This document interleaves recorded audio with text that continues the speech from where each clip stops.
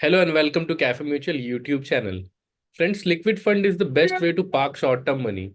However, there are a lot of liquid funds and selecting a few for your clients can be a challenging task. To address this issue, today we have with us Anju Chhajer, Senior Fund Manager, Nippon India Mutual Fund. Anju has over 25 years of experience in fixed income space. So let's welcome Anju. Good evening, Anju. Good evening. Anju, today liquid funds are available in both active and passive categories. And considering the fact that interest of investors has been growing in passives and considering its low cost benefit, why do you think that mutual fund MFDs should continue to recommend active funds to their clients when it comes to liquid funds? If you look at liquid funds, which are in the passive category, they are basically in the nature of overnight fund. Those funds generally deploy cash only in overnight assets. And those are used more from a market perspective, like liquid Bs and all, which you are talking about. They are used by the brokers for their transaction for funding equity and deploying their surplus cash. Okay. Those funds are not appropriate just for a normal investor and would give much lower returns than what liquid fund gives. Okay. You can see those things historically, and Okay. and any transaction to invest through those funds, which is these passive funds, have to be invested only through the exchange. Liquid fund as a product is very simple.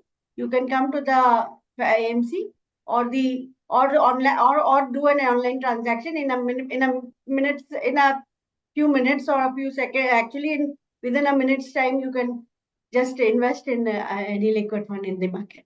Okay. For retail and individual investors, active fund still makes sense for them, right? Very much. Okay. In practical terms, so there is also one category called overnight funds, right? So in practical terms, what is the key difference between overnight funds and liquid funds? And what purpose does an overnight fund solve that liquid funds cannot? In a few years back, SEBI introduced lock-in period for liquid funds. So if you are investing in a liquid fund, there is a 7-day lock-in period. You can redeem after 1 day also, but you have to give a small load. Mm. The load is Right. small, but still you have to give a load. So as AMC, or we would say that a liquid fund should be considered by investors who are looking to deploy for 7 days or more. But overnight fund do not have such load feature and do not have effectively has zero interest rate risk because you deploy in 1 day asset. So Mm. there is no interest rate risk. Whatever is the overnight market giving on that particular day, based on that we deploy the cash for 1 day, and all everything the portfolio fully matures on the next day, Mm. and Okay. there is zero interest rate risk there. Okay. So if anyone is investing for less than 7 days, should look at overnight fund, or does not want to take any interest rate risk, he should look at overnight fund. Mm. Anju, we have seen that many people start investing in liquid funds for short-term needs and cash management. However, they keep liquid funds active for very long period. So why do you think that this may have an opportunity cost attached to it? What I would suggest, it should be at a portfolio level. Hmm. Whether I'm investing and remaining invested, or if I'm investing every month and then redeeming every month, Hmm. that's a different thing. It's all the same. At the end of the day, certain percentage of my portfolio should be liquid, Hmm. and cash should be available at call at any point of time without any risk. Hmm. So Hmm. that portion of the money, which one could call emergency fund, which Hmm. one would say to meet immediate expenditure, or any kind of money that may be needed for within next 1 or 2 month period or 3 month period, one Hmm. should invest in liquid fund. Uh, we Because we don't, even if we have invested for a short period of time, at times that money is not needed within that short period of time.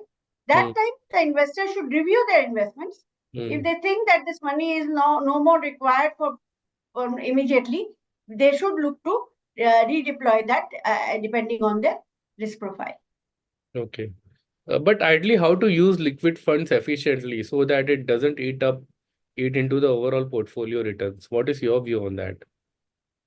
Best way is your monthly income, Hmm. whatever. for a salaried class or for non-salaried class also. Hmm. Whatever is a surplus income that we have on a monthly basis, we should deploy in Hmm. liquid fund.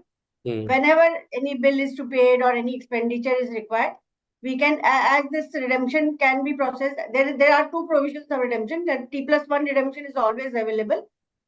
Most of the liquid funds also provide anytime redemption also.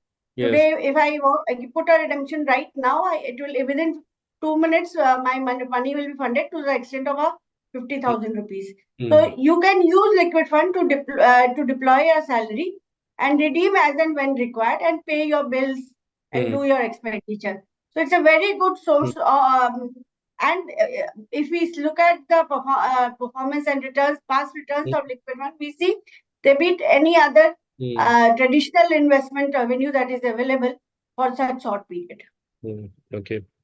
So Anju, Amphi data shows that Nippon India Liquid Fund has outperformed this benchmark across all short time frames like 7 days, 15 days, and 3 months. So what are the three things that have contributed to this outperformance? The outperformance or underperformance of a fund is more dependent on um, how disciplined are you in your in your management of the funds. Okay. Our very simple logic is Hmm. we take a very active view on the rates, Hmm. and depending on the rates view and how we see market going forward, and as on date how the liquidity scenario is, we'll take a very regular view. It's not a one time view taken and sit on the position.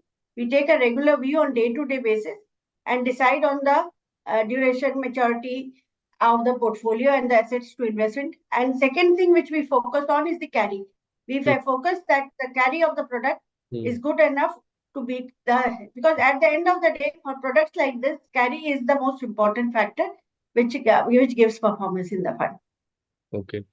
So Anju, despite being a liquid fund, the fund has low to moderate risk instead of low risk. So what's the reason for this? If you are aware, if you are, I'll just explain what does riskometer say and Hmm. what are the factors that influence riskometer. There are three factors: liquidity, Hmm. credit risk, and Hmm. duration. Okay. So duration naturally is low only, but Hmm. credit risk and duration and liquidity risk, it depends on the rating profile of the fund. To Okay. maximize the gross yields of the fund, Hmm. most of the times we have 20 to 25% of the assets in non AAA portfolio. And because the assets are non AAA, Hmm. and the riskometer Hmm. gives you a number of moderate risk. Hmm. Okay. Okay. So So what? actually, it is a low risk only, but yes, from credit perspective, there is a moderate risk Okay. as defined by the riskometer. Okay. Anju, one last question. Why should MFDs look at recommending Nippon India liquid funds to their clients? You have answered that question. We have been performing well. Performance is the big factor, Right. and we maintain a good asset quality and a good asset mix Hmm. in the portfolio. Hmm. So performance is what one looks at any point of time. Beyond that, we have discipline. We have a fund casing module, which is a riskometer module where the concentration risk is Hmm. reduced.